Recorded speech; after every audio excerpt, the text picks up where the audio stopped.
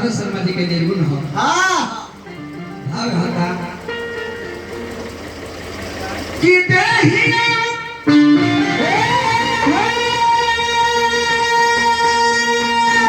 आज माटी में मिल जाई रे कहिया हंसा छोड़ पराई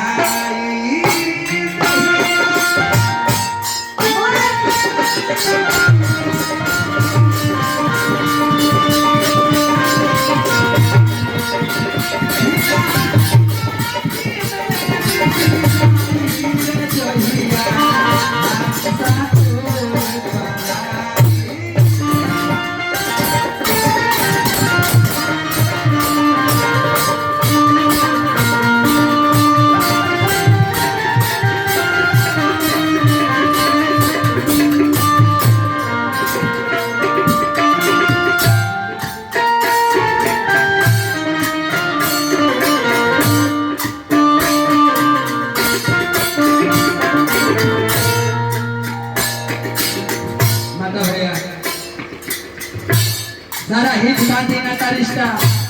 सारा लोग छोड़ दिए हैं। जो माधव भाई के हाल भाई उहे हाल हो गए माथा हो कभी कहता है छिट जन कपना पाक समीरा पांचवा तत्व हो अधम शरीरा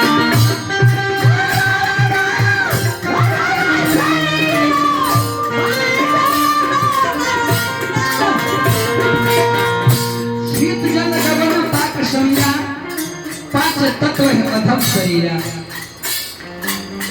पांचों रतन से बनल पिजारा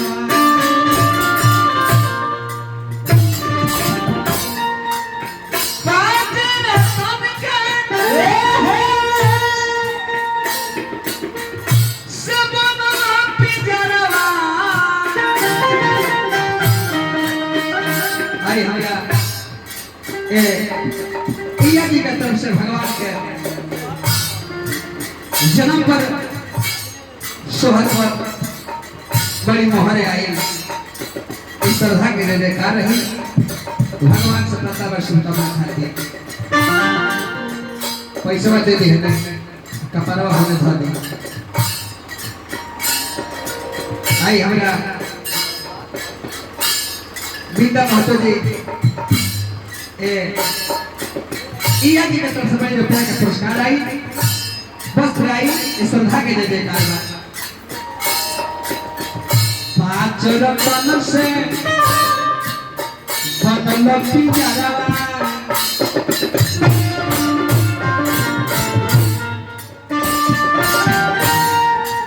पांच रतन से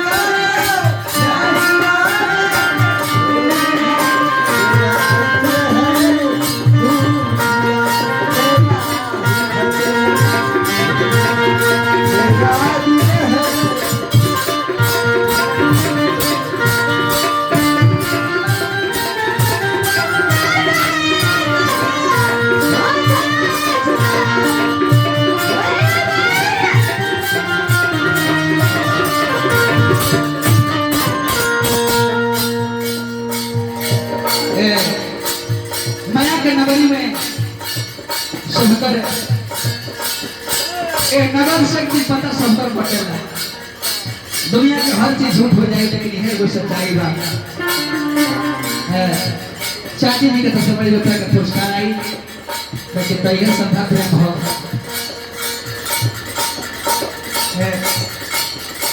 बड़ी होना करे भगवान से प्रार्थना करे कि अंगना के सुहाग दिवारा के भाग चमचम चमकत रहे, परिवार में मंगल के बारिश होत रहे, श्रद्धा प्रेम हर का बनल रहे। कभी कहता है बापू माई अरे भाई भौजाई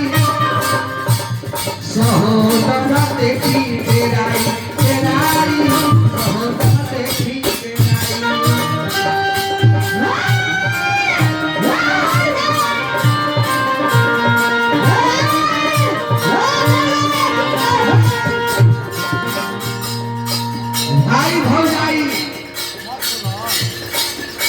सब है सहोदर देखी तेराई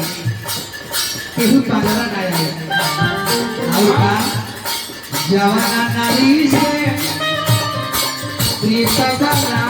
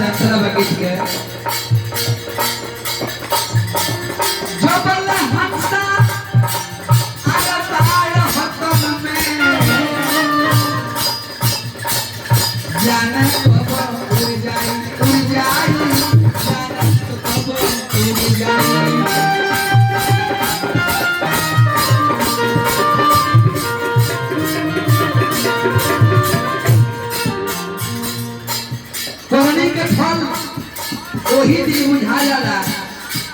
जहिया दिन प्राण छूटेला गांव जवान के लोग बिटोराला कहले कि फलना बारा में मरला है तब बुझियो कि स्वर्ग हो गए आ लोग कहला कि जाय हम मर गई गांव जवान साथ तो हो गए तो देखा बुझियो कि नरक हो गए। तो फल में कइले रहब जैसन भार